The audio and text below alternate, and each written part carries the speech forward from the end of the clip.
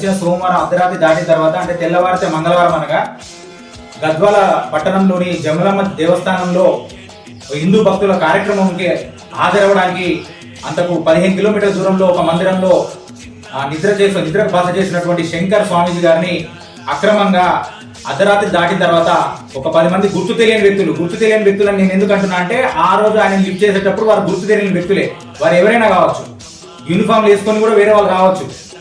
అట్లా ఇద్దరు ఎస్ఐలు ఒక 10 మంది కానిస్టేబుల్ వచ్చి నిద్రిస్తున్నటువంటి స్వామీజీ వారు వస్త్రం కూడా పైన వేసుకోకుండా ఉంటే వారి ఫోన్ కూడా లాక్కొని వారిని దుర్భాషలాడుతూ వారిని బెదిరించి వారిని అక్రమంగా కిడ్నాప్ చేసినట్టుగా తీసుకొని వెళ్ళి ఒక 4 గంటలు ఎక్కడికి తీసుకెళ్తున్నారో తెలియనటువంటి ఒక భయానక వాతావరణం సృష్టించి వారిని భయపెట్టించి మహబూబ్ నగర్ జిల్లా బయటికి తీసుకెళ్ళి మహబూబ్ నగర్ జిల్లాలోకి ఎంటర్ కావద్దని చెప్పి వార్నింగ్ ఇచ్చినటువంటి తెలంగాణ పోలీస్ ఏదైతే ఉందో ఈ దుశ్చర్యని మహాజన శక్తి తీవ్రంగా ఖండిస్తా ఉంది.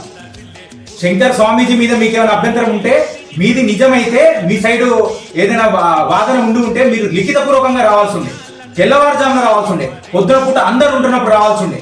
కానీ అర్ధరాత్రి దొంగల వలె, పోలీసు వాళ్ళే దొంగల వలె వచ్చి శంకర్ స్వామీజీని భయానక వాతావరణం గురి చేసి ఒక సగటు హిందూ స్వామీజీని మీరు భయపెట్టే వాతావరణం సృష్టించారంటే దీని వెనకాల రేవంత్ గవర్నమెంట్ ఉన్నదా, లేకపోతే షరియత్ లా ఏమన్నా మీరు అమలు చేయాలని చూస్తున్నారా తెలంగాణలో, లేకపోతే హిందువుల యొక్క హక్కైనటువంటి దేవాలయ దర్శనం కూడా దూరం చేసి సాధు సంతులని రెచ్చగొట్టే కార్యక్రమం చేస్తున్నారా?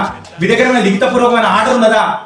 ఇలాంటివి ఏవి లేకుండా ఈ భయానక చర్య ఏదైతే చేసిరో, ఏ దుర్బుద్ధితో చేసిరు, లేదంటే ఎవరైతే మీ వెనకాల నుండి నడిపించిరు, అవన్నీ కూడా బయటకు రావాల్సిన అవసరం ఉంది. శంకర్ స్వామీజీకి మహాజన శక్తి ఈ రోజు తెలంగాణ వ్యాప్తంగా హిందూ బంధువులందరూ కూడా అనేకమైనటువంటి సనాతన ధర్మం కోసం పనిచేస్తున్నటువంటి సంఘాలన్నీ కూడా ముక్త కంఠంతో సంఘీభావం తెలుపుతా ఉన్నాయి. శంకర్ స్వామీజీకి జరిగినటువంటి ఈ యొక్క అవమానకరమైనటువంటి చర్య ఏదైతే ఉందో సకల రాష్ట్రంలోని తెలంగాణ బంధువుల మీద జరిగినట్టుగా భావిస్తా ఉంది తెలంగాణ హిందూ సమాజం. కాబట్టి ఈ ఘటనకి ప్రభుత్వం బాధ్యత తీసుకొని సంబంధిత పోలీస్ అధికారుల మీద చర్యలు తీసుకోవాలి, విచారణ జరపాలి, సస్పెన్షన్ చేయాలి. దుర్భాషలు అనేటువంటి ఏమన్నా నువ్వు స్వామీజీ అని అడుగుతాడా ఒక పోలీస్ ఆఫీసర్? ఆయన బ్యాడ్ దిగిన గుర్తుపట్టలే, మా దగ్గర ఫోన్ లేకుండే. మీరు హిందువులా, ఏ అమ్మగారు మీ అమ్మని పిలిచింది ఎవరు రాని, మా హిందూ దేవతలు దేవి దేవతల్ని అవమానపరిచే విధంగా సాటి హిందూ అయి ఉండి పోలీస్ ఆఫీసర్లు మాట్లాడతారా? అక్కడ జరిగే కార్యక్రమం ఏమిటంటే చాలా సంవత్సరాలుగా ఆ జాతర కార్యక్రమం ఏదైతే జరుగుతా ఉందో ఆ జాతర కార్యక్రమంలో జంతు బలి ఇచ్చే కార్యక్రమంలో హిందూ విధానాల ప్రకారంగా జట్కా అని చెప్పేసి మనం ఒకే వేటులో యానిమల్ని కనుక మనం బలి చేసినట్టయితే దానికి ప్రెషర్ పెయిన్ తెలియకుండా ఉంటది. అలా కాకుండా ఒక దుర్మార్గమైనటువంటి అన్యమతస్తుల ముస్లింలు అనేటువంటి హలాల్ పద్ధతి ప్రకారం చేసేదైతే ఉందో జాతర హిందువులది, ఖర్చు హిందువులది, కార్యక్రమం హిందువులది.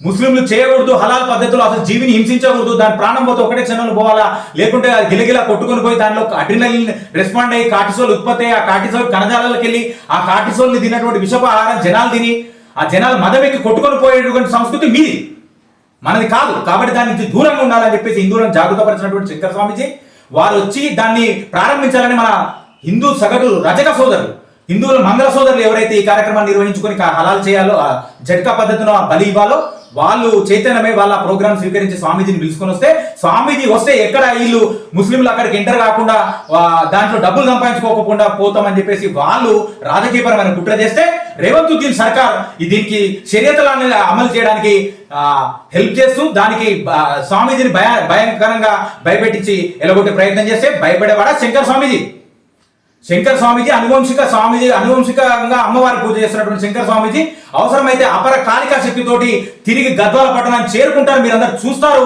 ఏ విధంగా ఏ ప్రభుత్వాలు ఆపితే చూస్తామని చెప్పేసి మహాజన శక్తి ఈరోజు హెచ్చరిస్తా ఉంది రాష్ట్ర ప్రభుత్వాన్ని. కాబట్టి ఇంకా ముందు హిందువులకు సంబంధించిన కార్యక్రమాలన్నీ కూడా హిందువుల దాంట్లో వేరే మతస్థులు జోలికి రాకూడదు, హిందూ ప్రార్థనాలయాల్లో, హిందూ దేవాలయాల్లో అన్ని మతస్థులు వ్యాపారాలు చేయకూడదు, వాళ్ళ యొక్క దర్గాలు కూడా ఉండకూడదు.